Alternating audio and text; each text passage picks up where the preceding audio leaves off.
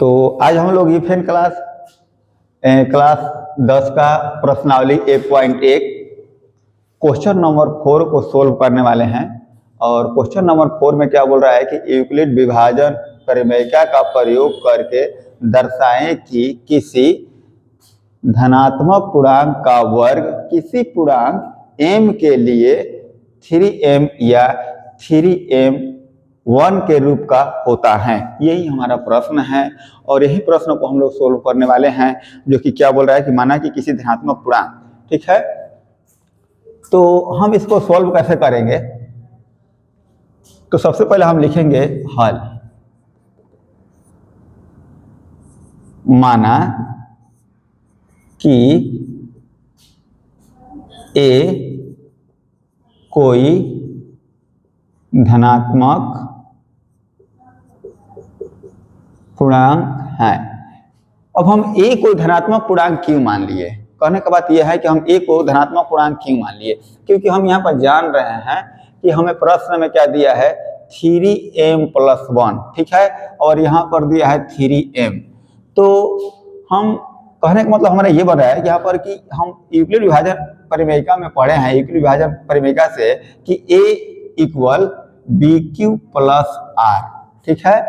तो bq+r का मतलब यहाँ पर ये बन रहा है कि हमारा b जो हो गया, b हो जाएगा हमारा 3, जो 3 है जहाँ पे दिया है 3m+1 दिया है, तो b हो जाएगा हमारा 3, m हो जाएगा हमारा q और r हो जाएगा 1। ये तीनों हमें मालूम है, लेकिन a मालूम नहीं है, इसीलिए हम इसको a मान लिए और यहाँ पर मान लिया कि माना a कोई धनात्मक पूर्णांक है, ठीक है। अब हमारा b जो यहाँ पता लग रहा है कि b बराबर हमारा हो गया 3, तो r बराबर क्या होगा? तो r बराबर हमारा बाबू क्या होगा? तो r बराबर यही होगा, b से हमेशा r छोटा होता है। जैसे मैं एग्जाम्पल ले रहा हूँ, जैसे यहाँ पर 5 दे दिया, यहाँ पर मैं 12 दे दिया, इनसे डिवाइड कर रहा हूँ, तो ये तो हमारा a होता है, बताए हैं पिछले वीडियो में भी, और ये होता है b और ये होता है q, और जो हमारा रिमाइंडर शेष बचता है वो होता है हमारा r। तो हम जब भी इससे भाग करेंगे तो जब भी आएगा तभी इससे छोटा हमेशा आएगा। जैसे हम ले जाएंगे 5 दूना 10, तो 5 दूना 10 तो लेकर हम चले गए, तो जब लेकर चले गए तो बच गया 2, यानी इससे छोटा बचेगा। तो कहने का मतलब है कि जो हमारा b3 बना है तो हमेशा r इससे 3 से छोटा ही होगा। तो 3 से अब r छोटा में क्या हो सकता है? तो हो सकता है 0, हो सकता है 1, हो सकता है 2, 3 नहीं होगा, 3 होगा तो वो कट जाएगा, ठीक है। तब हम क्या करेंगे? अब हम करेंगे यूक्लिड विभाजन परिमेयिका का प्रयोग करके इस सूत्र को बैठाएंगे। तो हम लिखेंगे यूक्लिड विभाजन प्रमेयिका से, ठीक है। यूक्लिड विभाजन परिमेयिका से हम चल रहे हैं, तो हमारा क्या बन रहा है? तो यूक्लिड विभाजन परिमेयिका में बनेगा क्या? a = bq+r, ठीक है, a = bq+r। तो हमारा हो गया, ये हो गया a बराबर b का मान हम क्या मान लिए हैं? 3 दिया है, तो 3q+r, ठीक है। और इसको हम समीकरण 1 भी मान सकते हैं, ठीक है। अब क्या करेंगे कि जो r है, r का वैल्यू जो 3 हम लोग को पता लगा है, जैसे हम निकाले हैं, तो ये r की जगह पर हम इन तीनों को बारी बारी से पुट कर लेंगे, ठीक है। तो हम यहाँ पर क्या लिखेंगे कि r बराबर, नहीं ऐसे नहीं, समीकरण 1 में r बराबर, एक बार हम 0 रखने पर, ठीक है, तो हम 0 रखने पर चलेंगे, क्या मिलता है 0 रखने पर? तो हमारा ये बन गया कि a = 3q+r, यानी a = 3q, तो हो गया, r का मान हम क्या रखेंगे? 0, ठीक है।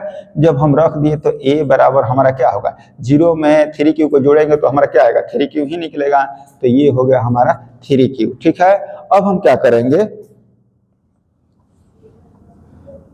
दोनों तरफ वर्ग करने पर, ठीक है। तो यहाँ पर हम दोनों तरफ वर्ग करने पर देख रहे हैं क्या मिल रहा है, क्योंकि ये बोला है ना क्या होगा? वर्ग, ये वर्ग बोला है, तो हम यहाँ पर वर्ग लगाएंगे तो ये हो जाएगा हमारा ए स्क्वायर बराबर ये हो जाएगा हमारा 3q²। ठीक है, अब हमारे यहाँ से निकल रहा है ए स्क्वायर बराबर ये हो गया क्या हमारा 3q मल्टीप्लाई 3q, क्योंकि ये 2 बार होगा। ठीक है, अब हम क्या करेंगे, जब 2 बार होगा तो एक 3 को यहाँ से हम ले लेंगे, एक 3 को क्या करेंगे यहाँ से ले लेंगे और एक 3 यहाँ पर डाल देंगे और q हमारा q² हो जाएगा। ठीक है, क्योंकि यहाँ पर 3 को हम कॉमन ले लिए। ऐसा भी हो सकता है 3 3 या 9 हो जाएगा, तो 9 जब हो गया q² हो जाएगा, तो 3 में से 9 में से एक 3 निकालेंगे तो एक 3 बचेगा, तो ये हो गया, यानी कि ए स्क्वायर बराबर ये हो गया। अब हम क्या लिखेंगे यहाँ पर, तो यहाँ पर हम लिखेंगे कि ए स्क्वायर बराबर 3q², जहाँ m बराबर, इसको कोई मैटर नहीं है, इसको हटा देते हैं हम, अब इसका कोई बात नहीं है।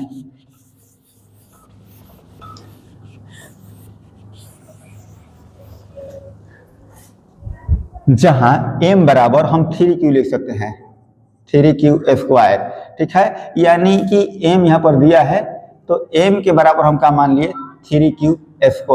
जब 3q² मान दिए तो हमारा हो गया a² बराबर 3q² बराबर हम क्या मान दिया है m मान दिया है। तो इसका जब m मान दिया है तो हम इसका वैल्यू पर रख देंगे m, यानी हमारा निकल कर गया a² बराबर 3m। ये एक हमारा हो गया, जो कि ये हमारा मिल गया। अब हमको मिलना है क्या, अब हमको मिलना है 3m+1 पता लगाना है। तो 3m पता लगाने के लिए हम फिर क्या करेंगे कि समीकरण 1 में r बराबर, अब हम उस समय 0 रखे थे, अब रखेंगे 1, यानी कि 1 रखने पर। ठीक है, तो ये रखने पर हम चल रहे हैं, तो ये हमारा क्या बन रहा है, तो समीकरण 1 हमारा है क्या, तो समीकरण 1 हमारा ये है, यानी कि a बराबर 3q + r, ये हमारा समीकरण 1 है। तो a बराबर 3q + r का मान अब क्या रखेंगे 1। ठीक है, तो अब इनको, ये बन गया हमारा फॉर्मूला, अब ये हो गया। अब क्या करेंगे कि दोनों तरफ वर्ग करने पर, तो दोनों तरफ जब वर्ग हम करना चाहेंगे तो क्या बन रहा है, तो यहाँ पर कहेंगे तो यानी कि इस पर वर्ग करेंगे तो इसका स्क्वायर हो जाएगा, इस पर करेंगे तो 3q + 1 का स्क्वायर हो जाएगा। ठीक है, तो यहाँ पर हमारा हो जाएगा a², यहाँ पर a + b का होल स्क्वायर चल जाएगा, यानी कि a + b का स्क्वायर प्लस 2ab + b²। इस फार्मूला पर लेकर चलेंगे तो यहाँ पर हमारा a की जगह पर क्या हो रहा है, तो 3q बन रहा है, तो 3q² + 2, फिर 3q प्लस मल्टीप्लाई b, यानी 2ab + b², यानी 1²। अब हम क्या करेंगे, यानी a² बराबर, यहाँ पर आ जाएगा 3 3 या 9 q², ये 3 दूना 6, 6q 1 में गुणा करेंगे तो 1 ही आएगा, 6q ही आएगा +1। ठीक है, अब हम यहाँ पर मिस्टेक हो गया है थोड़ा सा, 3 3 या यहाँ पर 9 होगा।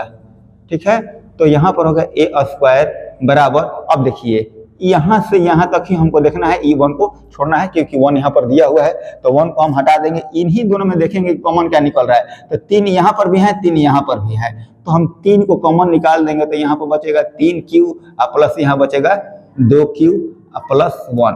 अब हम क्या करेंगे, इन दोनों को क्या मान देंगे, तो हम मान देंगे जहां, यही मान देते हैं जहां 3q², देखिए यहाँ पर स्क्वायर छूट गया, 3q² + 2q